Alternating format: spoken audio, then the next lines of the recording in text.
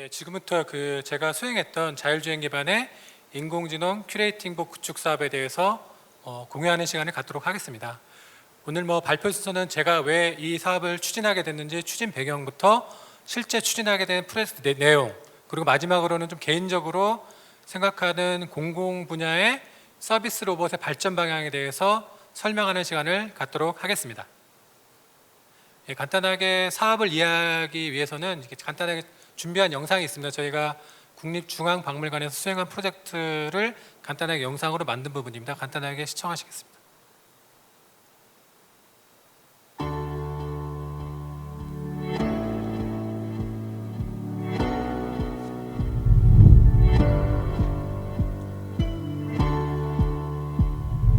안녕하세요. 만나서 반갑습니다. 저는 중앙박물관 안내 로봇 QI입니다. 제가 관람에 도움을 드리겠습니다. 국립중앙박물관의 관람 정보를 안내해드리겠습니다. 화면의 내용을 읽어보시고 더 궁금한 사항이 있다면 Q&A 버튼을 눌러서 질문해주세요. 안녕하세요. 여러분께 대한제국시를 소개하게 되어 매우 기쁩니다. 대한제국시는 역사관의 마지막 전시실입니다. 19세기 후반에 문호를 개방하면서 조선에는 서구의 문물이 하나둘씩 소개되었습니다. 제가 오늘 준비한 전시 해설은 여기까지입니다. 끝까지 잘 들어주셔서 고맙습니다. 국립중앙박물관에서 모두 좋은 하루 보내시기 바랍니다.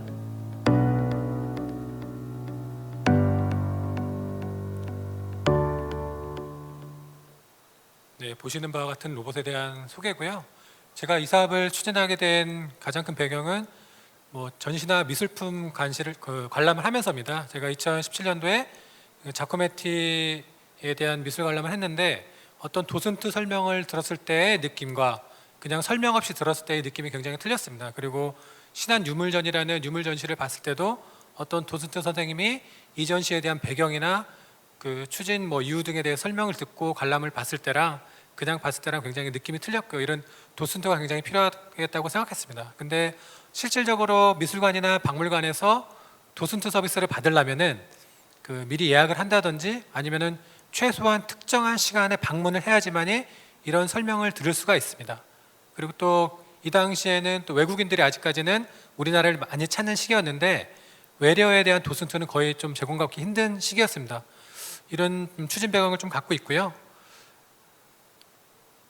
예, 다행히 이때쯤 인공지능 기술, 그리고 자율주행의 로봇 기술, 그리고 다국어로 번역할 수 있는 다국어 챗봇 기술들이 어느 정도 기술적인 성숙도에 좀 이르렀습니다. 그리고 이런 거를 잘 조합하면은 새로운 서비스가 되지 않을까라는 생각에서 이 사업을 추진하게 됐습니다. 당시에 여러 가지 챗봇 업체들이 있었고요. 챗봇을 통해서 다국어 번역이 가능한 업체들, 그리고 자율주행이 가능한 업체들도 꽤 있었습니다. 이게 사진들이 좀 예전 건데 제가 실제 기획할 당시에 만났던 업체들에 대한 사진들과 기업들에 대한 로고들입니다. 그리고 이런 기획 단계에서 좀 난관은 인공지능을 챗봇이나 인공지능을 잘하는 업체들은 로봇 기술에 대해서 아는 바가 전혀 없었습니다. 반대로 로봇을 잘하는 업체들은 챗봇이나 인공지능에 대한 기술의 이해가 전혀 없었습니다. 제가 이 사업을 준비하면서 챗봇 업체랑 로봇 업체가 만나게 했는데 아마 거의 처음으로 챗봇을 하는 인공지능 업체와 로봇을 하는 로봇 업체가 처음으로 만나서 프로젝트를 수행했다고 합니다. 또한 이 사업 같은 경우는 문화 콘텐츠라든지 통합적 서비스까지 필요한 부분이어서 이런 기획 단계에서 이런 여러 가지 융합에 대한 좀 난관이 있었고요. 근데 다행히도 제가 기획 단계에서 확신을 갖게 된 이유는 여러분 너무 잘 아시겠지만 스타워즈에 나오는 R2D2라는 로봇을 보면서였습니다. 아다시피 R2D2는 자율주행을 잘 합니다. 근데 자연어 이해를 못 합니다. 기계어로 소통을 하는 로봇이거든요. 근데 제가 이 로봇을 잘만 만들면은 R2D2보다는 낫겠다. 이게 무슨 말이냐면은 자율주행을 잘 하면서 자연어로 소통까지 하면은 우리가 영화에서 보는 R2D2보다도 훨씬 뛰어난 로봇을 만들 수 있겠다라는 좀 확신을 하게 됐습니다. 이런 확신을 갖고 기획을 좀 진행했고요. 지금부터는 실질적으로 이런 추진 배경과 기획 배경을 갖고 수행했던 내용에 대해서 간단히 설명드리겠습니다. 이 사업은 우선 LTE 기반으로 좀 서비스를 구성했습니다. 로봇 같은 경우에 기본적인 싱클라이트 개념으로 로스라든지 UI UX에 대한 기본적인 건 탑재하고 있고요. 그리고 보안이 강화된 VPN을 좀 이용해서 일부 보안망을 구성해서 인터넷을 통해서 챗봇 서비스라든지 로봇 운영에 대한 부분, 로봇 모니터링에 대한 부분은 LT 기반으로 클라우드 기반으로 좀 구성을 했습니다. 그래가지고 최초의 번역 같은 경우는 국산 제품을 좀 써가지고 번역을 좀 돌리고 음성 인식을 했는데 뭐 알다시피 그런 클라우드 비용들에 대한 비용 때문에 범용 서비스는 구글 클라우드 기반으로 저희가 음성 인식을 현재는 좀 변경한 상태고요. LT 기반의 클라우드 기반으로 로봇단의 부하를 줄이면서 로봇단에서는 최소한의 운영 시스템과 싱클라이트 개념으로 UI UX를 가져가면서 서비스를 구성하게 됐습니다. 참여 업체는 오늘 같이 토론도 참여해 주시던 클로봇에서는 통합적인 로봇 관자 통합적인 관점에서 사업을 수행해 줬고요.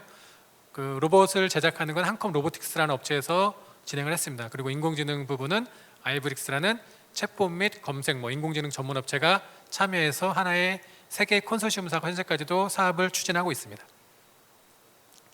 로봇은 한 크기는 중학생 정도의 크기라고 보시면 될 것 같습니다. 그리고 하중은 한 40kg 정도가 되는데 저희가 로봇을 좀 가볍게 만들까도 고민하다가 한 40kg 정도에서 좀 표준이 정해진 게 이 로봇을 쓰는 어린 아이들이 밀었을 때 좀 넘어졌을 경우에 안전적인 문제가 생길 수가 있습니다. 이런 안전을 고려했을 때 하중을 40kg 정도 가져가게 되면은 누가 옆에서 밀어도 넘어지지 않을 정도의 로봇 성능이 가능하다고 봤고요. 이런 여러 가지 기기들이 좀 결합돼서 이 사업을 위해서 사실은 이 로봇을 만들었습니다. 지금은 이것을 만든 한컴 로보틱스가 약간 상용화해서 판매를 하고 있는데 사실 최초는 저희가 도슨트용으로 만들라는 로봇으로 아예 처음부터 제작을 한 로봇입니다. 로봇의 주요 서비스는 크게 한 4가지 정도가 있습니다. 첫 번째는 자동 충전 서비스입니다. 지금은 너무 당연시되는 서비스라고 보는데 최초 2018년도, 2019년도에 이 사업을 할 때는 이게 가장 큰 난관 중에 하나였습니다. 심지어 저희 감리 왔던 주요 로봇 전문 교수님께서는 이거 충전 때문에 이 사업 힘들겠다는 얘기까지 사실 들었는데 다행히 여러 가지 센서, 적외선, 자외선, 심지어 이제 이미지 센서까지 결합시켜 가지고 현재는 거의 99.99% 이상의 자율 충전 성능을 내고 있고요. 그 다음에 이동 홍보 서비스가 있습니다. 서비스 로봇 서비스 중에 가장 중요한 게 가만히 서 있으면은 기존의 키오스크랑 전혀 구분이 안 된다는 겁니다. 그래서 저희는 특정 시간이 되면은 특정 장소로 이동해서 사용 유도를 할 수 있게 이동 홍보 서비스 모듈을 넣어놨습니다. 그리고 안내 서비스입니다. 안내 서비스는 인공지능 모듈이 탑재되어 있기 때문에 어떤 질의를 했을 때 답변을 해주고 답변을 단순히 음성으로만 하는 게 아니라 멀티미디어와 결합돼서 로봇 앞에 화면과 스크린과 연계돼서 안내를 할 수 있게 구성되었습니다. 그리고 최초 기획했던 의도와 같이 자율주행을 하면서 사람 대신에 로봇이 자율주행을 하면서 특정 전시나 유물에 대해서 설명할 수 있는 모듈을 탑재하고 있습니다. 이제 로봇 제어 부분인데요. 2019년도 처음에 로봇 서비스 할 때는 단순하게 스크린을 통해서 로봇이 답변하는 형태였습니다. 근데 2000년도가 돼서는 로봇이 이제 어떤 표정과 로봇이 어차피 스크린이 화면단에도 있고 얼굴단에도 있는데 얼굴단의 표정과 연계돼서 로봇이 답변하는 형태. 최근에는 동작 제어까지도 연계됐습니다. 그래가지고 고개를 좌우로 흔들고 위아래로 흔드는 것과 대답이 연계돼서 나간다든지, 그리고 예전에는 특정 지정을 이용하는 것을 미리 설정해 놓으면 힘들었는데 지금은 아예 특정 지정, 예를 들어 특정 유물이 있는 지점으로 나를 안내해줘 하면은 그 포인트까지 자연스럽게 이동해서 거기서 설명하는 형태. 그리고 화장실이라든지 특정 지점에 대해서 물어봤을 경우에는 저를 따라오세요라는 발화와 함께 같이 동행 안내까지 하는 기능까지도 현재는 같이 서비스를 하고 있습니다. 저희 로봇의 특징 중 하나는 인공지능 기능이 탑재되어 있는 건데요. 인공지능이라는 게 너무 잘 알다시피 최근에는 인공지능 기술이 너무 발달해가지고 스스로 발화까지 할 수가 있습니다. 너무 유명한 네이버 클로바나 GPT-3나 버트 같은 최신 인공지능 기술은 발화까지 할 수 있는 기능까지 있는데 저희 아직 비즈니스 영역에서는 다소 리스크가 좀 있습니다. 그 부분 인공지능까지 적용하는 리스크가 있어서 저희는 현재 롤베이스 기반의 매칭 시스템 인공지능을 쓰고 있고요. 이 서비스를 답변을 하나하나 사실 입력해주고 유사 질의에 비슷한 답변을 찾아가는 시스템입니다. 그러다 보니까 너무 그 부분에 대한 공수가 커졌기 때문에 저희가 생각한 거는 기존에 구축되어 있는 프로그램이나 시스템과 좀 연계하는 부분이었습니다. 그래가지고 각각의 API로 만들어진 부분과 연계해서 현재는 뭐 16개 시스템 한 45개 서비스랑 연결했고요. 하나 예시를 들면은 뭐 기상청 API랑 연결해서 지금 날씨가 어때요라고 로봇한테 물어보면은 로봇이 기상청의 API를 호출해서 대답하는 형태고요. 그리고 뭐 그 주변에 있는 문화재라든지 문화유물을 물어봤을 때 그때도 관광공사라든지 뭐 그 박물관에 이제 API를 호출해서 대답하는 형태로 해가지고 좀 효율적으로 답변을 생성할 수 있게 저희가 좀 구성을 했습니다. 뭐 자율주행 작동 원리는 뭐 최근에 가장 핫한 센서인 라이다를 이용했고요. 라이다 같은 경우는 뭐 벨로다인이나 뭐 루미아 여러 가지 제품이 있는데 저희는 독일제 제품을 이용해서 현재 라이다를 적용해서 자율주행을 현재 진행하고 있는 상황입니다. 2019년도에 굉장히 좋은 성과가 났습니다. 뭐 챗봇 부분, 도슨트 부분에서 어떤 사람이 하는 것 이상의 성과를 냈고요. 저희는 이 사업이 이제 당연히 확장되고 더 발전될 거라고 생각했습니다. 근데 불행히도 뭐 2020년부터 갑자기 코로나가 찾아왔습니다. 그래서 코비드 19으로 인해서 박물관 자체가 열지 않기 때문에 이게 사업 자체를 더 이상 운영하기 좀 힘든 거 아니냐 이런 얘기가 좀 나왔고요. 그리고 뭐 비대면 시대에 이런 그 적합한 서비스나 이런 얘기가 나왔는데 저희는 반대로 이런 위기를 기회로 좀 삼았습니다. 뭐 아다시피 코로나 시대에 가장 대표적인 키워드가 비대면입니다. 이제 비대면 같은 경우는 저희는 사람이 기존엔 도슨트를 했다면은 로봇이 설명을 하면은 이제 비말이라든지 이런 위험으로부터 훨씬 더 자유로울 수 있기 때문에 로봇을 통한 비대면 서비스의 역할을 좀 강화했고요. 그리고 기존에 저희 로봇 같은 경우는 1대4 서비스에는 좀 취약한 부분이 있었습니다. 왜냐하면 묻고 답하고 일정 정도의 규모의 사람을 데리고 다니면서 도슨트를 해야 되는데 박물관 같은 경우가 새로 오픈을 시작하면서 예약 시스템으로 변경을 했습니다. 근데 예약 시스템의 경우 일정 인원만 꾸준히 들어오는 형태이기 때문에 로봇을 이용하기가 훨씬 더 편리한 그 환경이 조성되었고요. 그리고 그 구두로 제어가 됩니다. 터치라는 거가 없이 구두로 제어가 되는 로봇이기 때문에 새로운 코로나 시대에 비대면, 비접촉, 1대1의 특화된 서비스로 로봇 서비스가 훨씬 더 발달을 하게 됐습니다.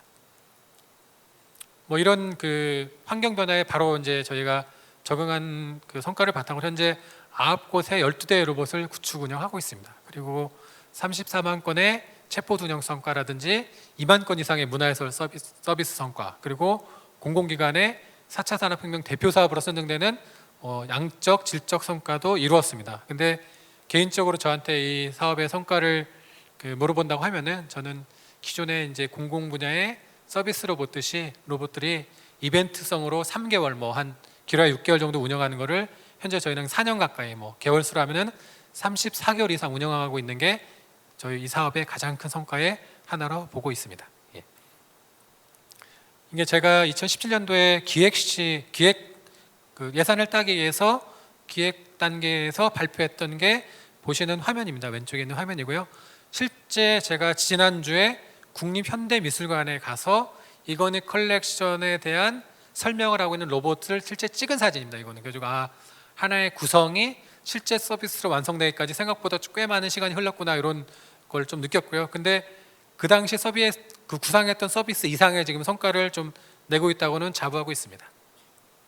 예, 지금부터는 간단하게 이제 약간 개인적인 의견입니다. 개인적으로 한 4년 동안 공공 분야에서 서비스 로봇 사업을 진행하면서 프로젝트를 하면서 이 사업이 어떻게 더 발전되면 좋을까, 서비스 로봇이 어떻게 더 발전되면 좋을까라는 개인적인 생각을 좀 한번 적어봤습니다. 예, 그래가지고 첫 번째는 이제 콘텐츠가 확장돼야 된다고 봅니다. 이제 올해 같은 경우는 앞서 말씀드린 미술 분야에 대한 도슨트로 로봇의 서비스가 확장될 거고요.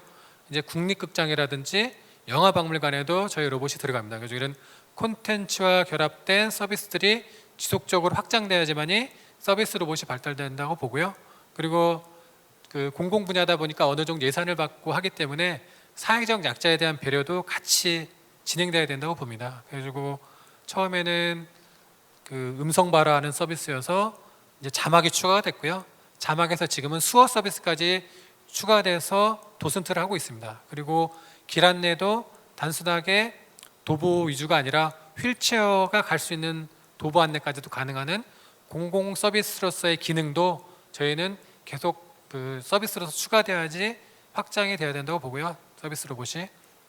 그리고 이제 지식 전달의 형태입니다. 지식 전달의 형태라고 하면 교육도 될 수 있겠고 어떤 안내도 될 수 있겠는데, 지식 전달의 형태는 텍스트, 이미지, 오디오, 비디오, 그리고 이제 실감형 기술과 최종적으로 인공지능 로봇 기술로 가야 된다고 봅니다. 뭐 텍스트나 이미지보다는 오디오가 사람에게 조금 더 자극적으로 다가오고요. 그리고 뭐 알다시피 비디오가 조금 더 텍스트, 이미지, 오디오, 이미지보다는 훨씬 더 자극적으로 정보를 전달합니다. 그리고 최근에 이제 실감 기술이 발달돼 가지고 홀로그램이라든지 이런 AR, VR, 뭐 메타버스를 통한 지식 전달할 때 조금 더 내가 더 자극적으로 반응하고 훨씬 더 효율적으로 전달할 수 있다고 보고요. 최종적으로는 사람의 형태와 비슷한 인공지능 로봇을 통한 그 지식 전달의 형태나 교육 형태가 됐을 때 훨씬 더 효율적으로 저는 보고 있기 때문에 이런 지식 전달과 교육의 형태로서의 인공지능 로봇이 발달해야 된다고 보고요. 당연히 이제 로봇 안에 탑재될 대표적인 서비스로는 저는 인공지능을 보고 있습니다. 음성 인식이라든지 대화 생성, 음성 합성 기술이 나날이 발달하고 있습니다. 음성 인식 같은 경우는 저희가 현재 80% 이상 정도의 인식률과 답변 성공률을 보이고 있는데, 실제 사람이 사람과 대화하는 듯한 느낌을 받으려면은 뭐 96%, 7% 이상 더 올라가야 된다고 합니다. 이 부분도 계속 지금 현재 연구가 되고 있고 발달하고 있고, 인공지능 분야에서 대화 생성도 앞서 말씀드린 GPT-3나 뭐 국내 같은 경우 네이버 같은 데서 열심히 대화 생성된 기술들이, 인공지능 기술이 하루빨리 지금 변화하고 있고요.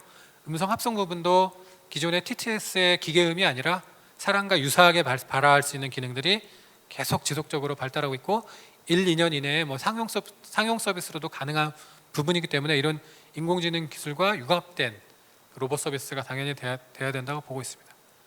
그리고 현재 저희 서비스 같은 경우는 아직까지는 룰 베이스 기반의 매칭을 통한 인공지능 기술이기 때문에 많은 그 대화 생성을 하고 있습니다. 많은 센텐스를 생성해가지고 질의응답에 대답할 수 있게 하고 있고, 아직까지는 이런 센텐스를 생성하는 부분에 대해서도 저희가 계속 신경을 쓰고 작업을 하고 있습니다.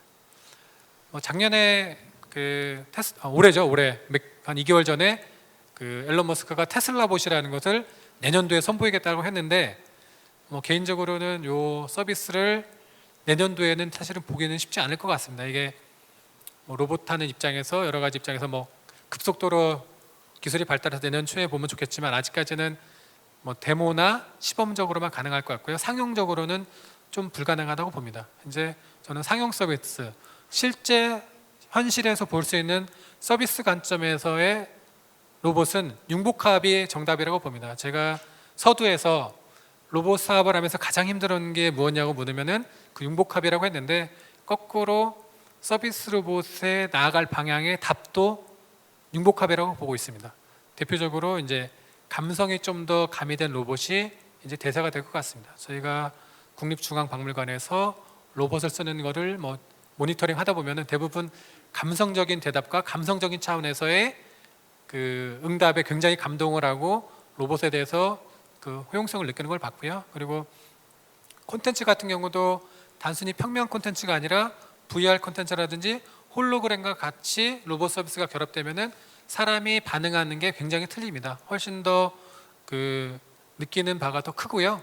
그리고 이제 AR 기술 같은 경우는 최근에 로봇 서비스 같은 경우는 스크린은 앞뿐만 아니라 뒤에도 놓을 수 있고, 그러면 AR의 여러 서비스와 로봇 스크린이 결합되면은 안내 서비스도 훨씬 더 효과적으로 될 수 있다고 보고 있습니다. 그리고 작년에 연구 과제라면서 이런 그 편하게 좀 앉아서도 서비스 받을 수 있고, 지금 이렇게 예시 드린 것과 같이 당장 우리가 눈앞에 펼쳐진 서비스 로봇의 모습은 그 앨런 머스크가 말하는 정말 사람 형태의, 사람과 똑같은 형태보다는 아직까지는 로봇의 형태를 유지하면서 다양한 타 분야의 기술들과 융합돼서 서비스되는 모습으로 향후 1, 2년 동안 선보일 거라고 저는 보고 있습니다. 예. 제가 이제 생각하는 이제 발전 방향까지 간단히 말씀드렸고요. 혹시 그 설명을 들으시면서 궁금한 점 있으면 편하게 물어주시면은 간단하게 답변 드리도록 하겠습니다. 예. 발표는 이상으로 우선은 마치겠습니다. 예. 네, 수고하셨습니다. 네, 혹시 플로어에서 질의사항 있으시면 한번 해주시기 바라겠습니다.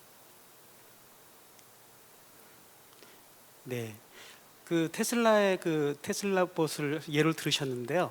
네. 실질적으로 우리 로봇 산업이 폭발적으로 성장하기 위해서는 로봇 문화 확산이라는 것이 굉장히 중요할 것 같은데 그거에 따르는 우리 문화정보원의 전략이라는 게 있으면 소개시켜 주시겠습니까?